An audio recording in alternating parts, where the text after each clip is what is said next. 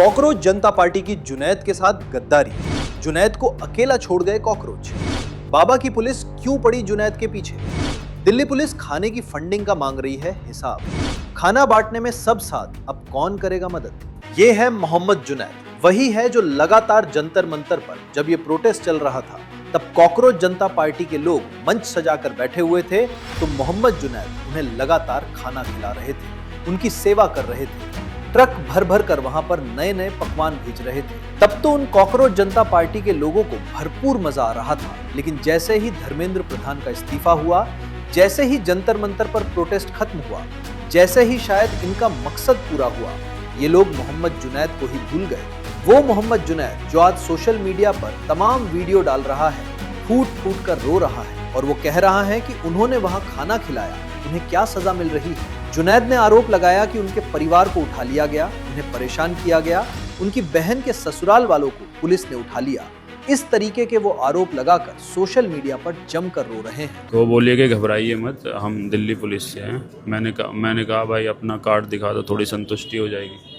उन्होंने दिखा दिया भाई ने कि हाँ ठीक है।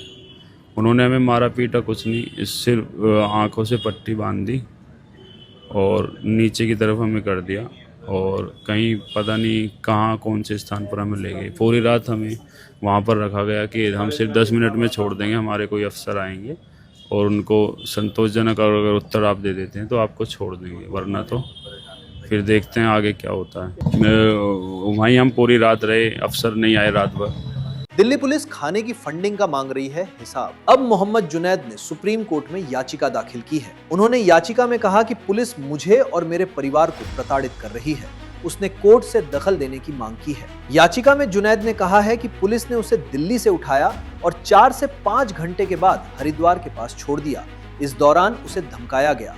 जुनैद का आरोप है कि उनके पिता और बहन की ससुराल के लोगों को भी परेशान किया जा रहा है। हालांकि मेरठ पुलिस ने जुनैद के रिश्तेदारों को हिरासत में लेने या उनके खिलाफ कार्रवाई करने से इनकार किया और कहा कि जिले के पुलिस स्टेशनों से पूछताछ करने पर ऐसा कोई रिकॉर्ड नहीं मिला। आपको बता दें कि मोहम्मद जुनैद की एक छोटी सी मोबाइल की दुकान है और इसी वजह से पुलिस को शक है कि इतने दिनों तक फ्री में खाना खिलाने के लिए करोड़ों रुपए उसके पास कहां से आए और किसने उसे फंडिंग की। बहुत सारे सवाल किए कि फंडिंग कहाँ से आती है और क्या काम करते हो, क्यों इतना खाना कैसे बांट रहे हो। हमने कहा सब मिलजुल कर करते हैं, कोई स्विगी से जोमेटो से ये सब ऑर्डर करता है, कोई 10 20 50 पैकेट लोग खाना लाता है, कोई पानी लाता है, इस तरह से मिलजुल कर। हम तो सिर्फ मैनेज कर रहे हैं, हम अपने तो हम तो कुछ नहीं कर रहे। अनु के अच्छा फिर वो हमारे उत्तरों से संतुष्ट हो गए, तो उन्होंने बोला कि इनको छोड़ दो।